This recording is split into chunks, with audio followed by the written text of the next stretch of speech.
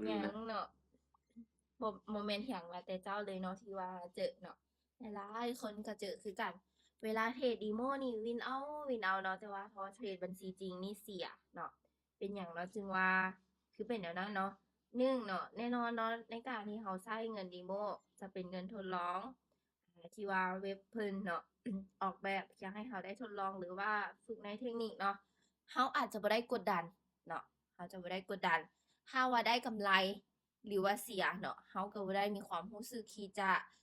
อยากจะได้คืนบ่หรือว่าอยากจะได้เพิ่มบ่เนาะเราจะบ่ได้มีความรู้สึกเหล่านั้นแล้วการที่เราอยู่ดุลในตลาดเราก็บ่ได้รู้สึกหยังเลยเนาะวิเคราะห์ก็ตามสบายๆเลยแต่พอเงินจริงเนาะแน่นอนเนาะในความที่เราย้านเสียเนี่ยมันจะมาแทนที่หลายก่อนความอยากได้เนี่ยหลายเลยเนาะเป็นหยังเนาะจึงว่าย้านเสียเนี่ยหลายก่อนเนาะ ข้อยเชื่อว่าทุกคนเนี่ยเป็นเนาะเพราะว่าเวลาที่เราเอาเงินไปลงทุนหั้นน่ะส่วนหลายนี่เขาจะคิดเห็นแต่เป้ากำไรแล้วก็ย้านที่จะเสียเวลาที่จะออกออร์เดอร์นี่ค่อนข้างว่าลังเลเนาะบางทีนี่จุดที่ตนเองเนี่ยคิดว่ามั่นใจเนาะความเสี่ยงเนี่ยบ่ได้สูงแต่ถ้าบ่ได้ออกเนาะชะลอไปเนาะคืออีข้อยชะลอหั้นแหละเนาะตลาดที่ว่าบ่โอเคเนาะก็ชะลอจนก่อนว่าจะโอเคเนาะ จนเฮ็ดให้รูปแบบตลาดเนี่ยปรับเปลี่ยนรูปแบบตลาดไปเฮ็ดให้เราเข้ายากด้วยซ้ำเนาะฉะนั้นเนาะในเวลาที่เราเข้าเนาะก่อนอื่นเนี่ยก็คือถ้าว่าอยากจัดการความเสี่ยงเนาะก็อยากให้เบิ่งจากภาพรวมตลาดนำเนาะแล้วก็เวลาที่ว่าเรามีกำไรเนาะสำหรับเงินจริงน่ะอยากให้ติดตามเบิ่งจากตลาดไปนำแล้วเนาะถ้าว่าเราเห็นว่าเราเข้าได้อย่างแต่2หา3ออร์เดอร์ก็อยากให้หยุดเนาะเพราะว่าเงินจริงนี่ก่อนที่เราจะมักพลาดหลายเนาะ พอมีกำไรก็อยากได้เพิ่มเนาะแล้วพอเสียก็อยากได้คืนเนาะเฮ็ดให้ตัวเองเนี่ยอยู่ดุลในตลาดเนาะสุดท้ายแล้วก็จากที่ว่ากำไรเนาะอาจจะเริ่มเสียกำไรจนลามสู่ต้นทุนแล้วก็จนเนาะพอร์ตแตกเนาะฉะนั้นเนาะจึงว่าเป็นสาเหตุเฮ็ดให้เวลาที่เราลงทุนเนาะหรือว่าโดยเฉพาะที่เราต้นทุนบ่หลายเนาะคือให้เราจะค่อยเนาะเวลาที่ลงทุนเนี่ย บอกกำเงินบ่หลายเนี่ยยิ่งอยากได้กำไรสูงสุดท้ายอยู่ดุลกับตลาดเสียซ้ำเนาะฉะนั้นเนาะในเวลาที่เราเข้าเนาะพยายามเนาะเฮ็ดสมาธิแล้วก็ตั้งใจให้นิ่งเนาะแล้วก็เบิ่งตามรูปแบบตลาดเนาะเบิ่งตามภาพรวมลักษณะโอกาสเราเข้าได้บ่เนาะถ้าว่าลักษณะโอกาสเราเข้าได้อยู่ที่95%บ่หรือว่าจนถึง95อัปขึ้นบ่เนาะเราก็จึงเข้าเนาะถ้าว่าต่ำกว่านั้นก็บ่อยากให้เข้าเนาะ คือในช่วงนี้ก็เท่าที่เบิ่งตามลักษณะตลาดเนาะก็ถือว่าค่อนข้างมีความเสี่ยงยังสูงเลยเจ็บคอหน่อยหนึ่งขอโทษหลายๆ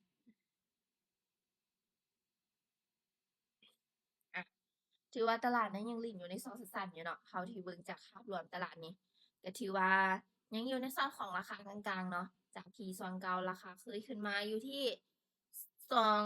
2,079.12เนาะสำหรับ Ethereum แล้วพอมาช่วงกลางนี่แน่นอนโอกาสที่คนจะเข้าซื้อก็มีโอกาสที่คนจะเทขายก็มีเพราะว่าหยัง กลุ่มที่ซื้อเนาะในแต่ที่สองตัวนี้จะอยู่ในสองที่เนาะราคา2,013.76เนาะพอมาในโซนนี้ก็จะโอกาสขายฉะนั้นเนาะเวลาที่เขาเข้าเนี่ยเวลาที่เขาเจอตลาดเนาะแล้วตลาดนี้ยังอยู่ในโซนของราคากลางๆเนาะหรือว่าสังเกตเห็นเนาะลักษณะการเข้าเนี่ยกรอบตลาดเนี่ยยังเป็นทรองสั้นๆเนาะเป็นทรองไซด์เวย์แบบนี้นี่บ่แนะนำให้เข้าเลยเนาะอยากให้ชะลอก่อนข้างหน้าเนี่ยถึงจะงามส่าใดก็ตามเนาะอยากให้ชะลอก่อนบ่ซั้นมันจะกดดันราคาเจ้าเนาะ เพราะว่าหยังเนาะราคามันบ่ได้ห่างกันหลายเนาะพระเจ้าเนาะทิศทางราคาที่จะขึ้นจะลงอย่างชัดเจนมันจะบ่ค่อยได้แล้วจะเฮ็ดให้เราน่ะขาดทุนได้ง่ายสังเกตเบิ่งแต่แท่งเขียนนี่ก็ได้เนาะเราเบิ่งข้างหน้านี่คืองามเฉยๆได้เนาะแต่ว่าในความเป็นจริงถูกกดดันราคาทุกแท่งเลยบวกกับที่ว่าเราบวกกับที่ว่าเราอาจารย์บ่เข้าใจอยู่กับหยังแนวทางของตลาดนี้อาจจะเฮ็ดให้เราเนี่ยถูกกดดันราคาได้ง่ายๆด้วยซ้ำเนาะฉะนั้น เวลาที่ว่าเราเข้าทำกำไรให้กันกับตนเองเนาะหรือว่าทำเงินให้กันกับตัวเองนั่นเนาะพยายามเนาะเซฟไว้เนาะสำหรับกอบสำหรับฐานอ้อคูณเงินใดก็พอคูณเงินนั่นเนาะในซองเศร้านี้เดี๋ยวขอเบิ่งอีกก่อนจักหน่อยก่อนนะเพราะว่า ว่าในโซนตลาดเนาะค่อนข้างว่ายังติดไซด์เวย์กัน ถ้าว่า จะทุกกรุงกันเลยเนาะราคานี่ยังอยู่ในโซนของกลางๆหมดเลยแนวโน้มของตลาดเนาะโอ้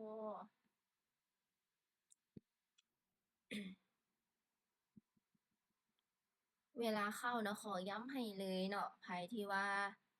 อยากจะให้ความเสี่ยงต่ำที่สุดเนาะเวลาที่ว่าเขาเข้าลงทุนหรือว่าในเวลาที่ตนเองลงทุนเนาะพยายามเนาะติดตามเบิ่งจากภาพรวมตลาดก่อนเนาะถ้าว่า เขาเห็นว่าในจุดโซนเนาะของราคาหรือว่าของตลาดเนาะในโซนนั้นนี้อ่า อยู่ในโซนที่โอกาสขายได้บ่เนาะหรือว่าโอกาสซื้อได้บ่เนาะเขาก็จึงเข้าเนาะโดยที่ว่าเบิ่งจากการ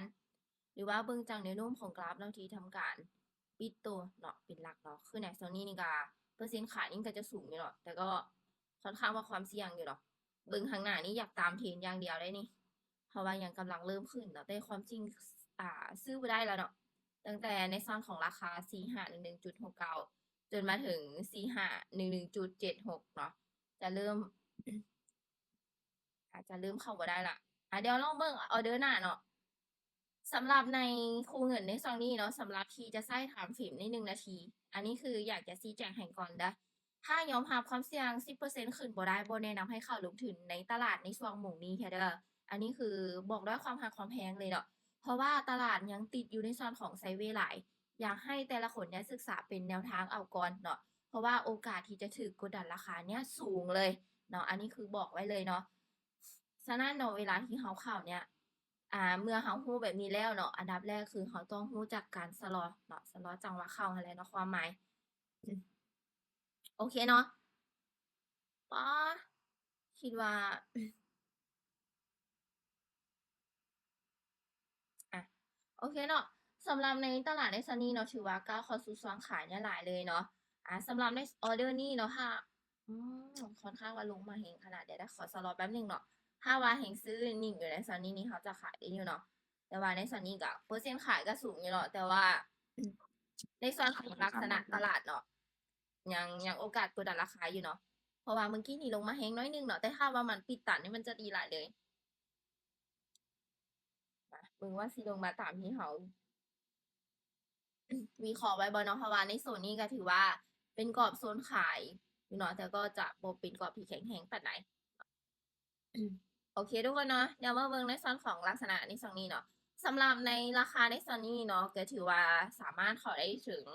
90%อัปเลยเนาะในจังหวะที่เขาจะเข้าขายเนาะ เพราะว่าอย่างเนาะจากราคาในซองเก่าที่ว่าเคยขึ้นมาเนี่ยขึ้นมาสูงเลยเนาะสำหรับไผที่ว่าซื้อไว้แต่ซองนี้โอกาสขายในซองนี้ก็ทำกำไรได้หลายเลยโอเคเขาจะขายตามเพลงมาห้องนึงเนาะสำหรับในซอนนี้เนาะบอกกรรมในซองของโซนขายแล้วก็เพลงขายเริ่มเข้าแล้วเนาะแน่นอนการทำกำไรเนาะเพราะราคาขึ้นสูงหลายๆคนก็อยากจะเทขายเนาะโดยเฉพาะที่อยู่ในซองกรอบผ่านต้านนำฉะนั้นเวลาที่เขาลงทุนในราคาเนาะสำคัญอยากให้ติดตามเบิ่งจากโซน ของตลาดน้ำพร้อมเนาะถ้าว่าในส่วนของราคาหรือว่าในส่วนของจังหวะตลาดนั้นเนาะก้าวเข้าสู่ช่วงขายเนาะก็อยากให้เฮาไม้กรอบหรือว่าไม้จังหวะแล้วก็รอเข้าขายอยู่ในช่วงนั้นวะเจ็บคอแฮงทุกคนเนาะขอโทษหลายๆนะที่บ่สุภาพปานใดเนาะโอเคเนาะเดี๋ยวมาเบิ่งในส่วนของจังหวะนี้คืนน้ำกันอ่า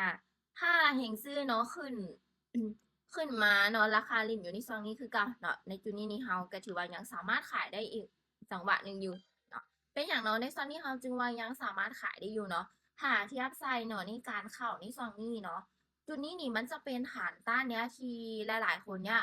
โอกาสเทขายที่จะค้ำกำไรจากที่ว่าซื้ออยู่ในช่วงราคา CC86.15 เนี่ยได้ดีหลายเลยเนาะเพราะว่าอย่างเนาะเพราะว่าจากราคาในซองนี้เนาะจนไปถึงในซองของราคา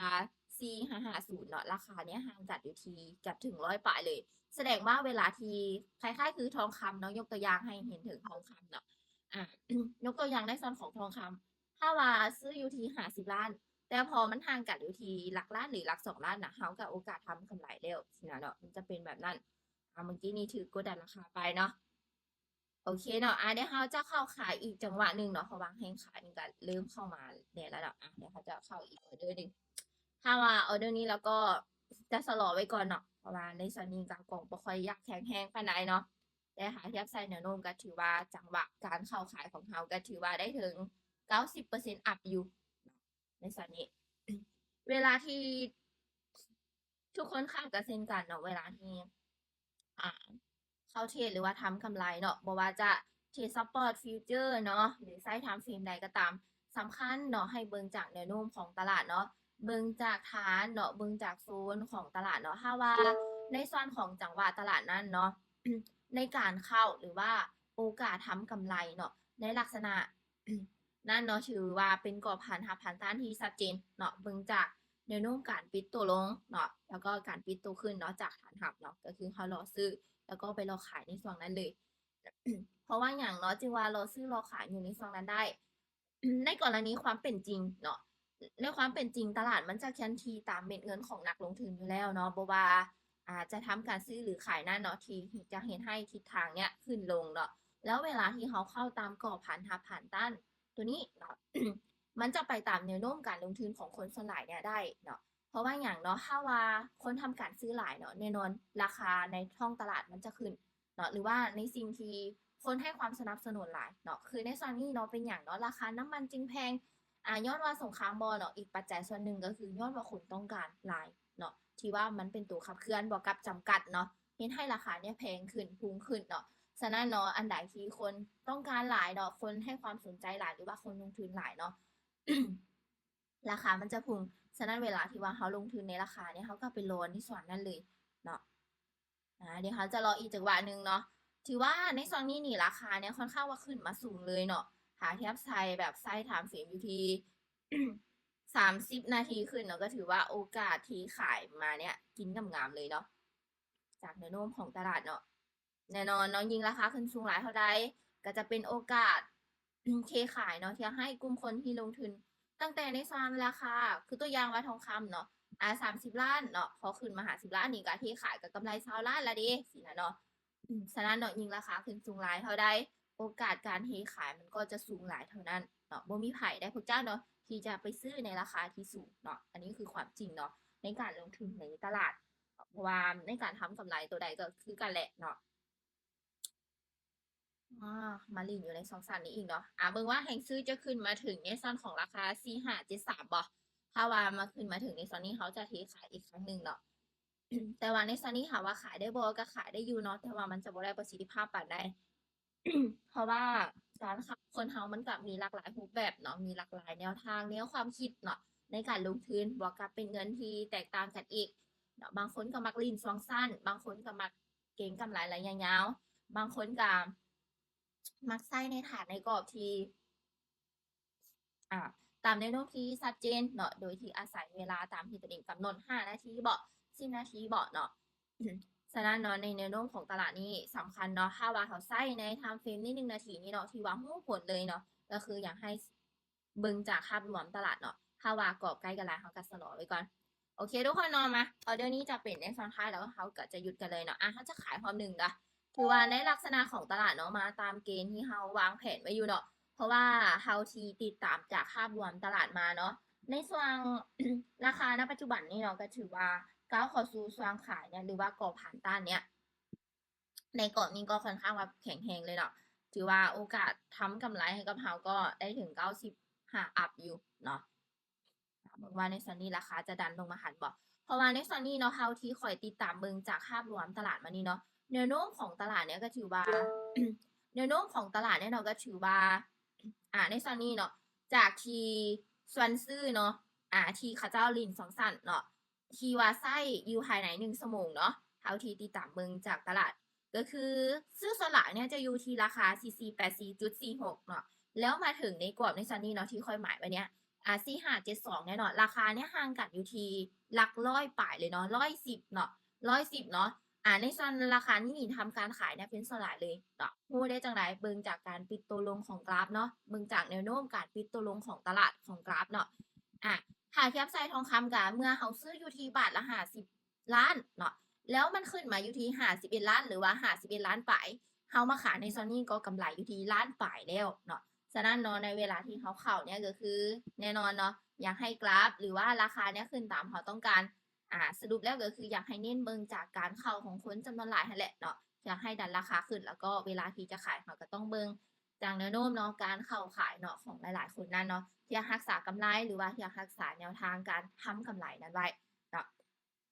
โอเคทุกคนเนาะในรอบนี้เนาะเดี๋ยวค่อยจะท้า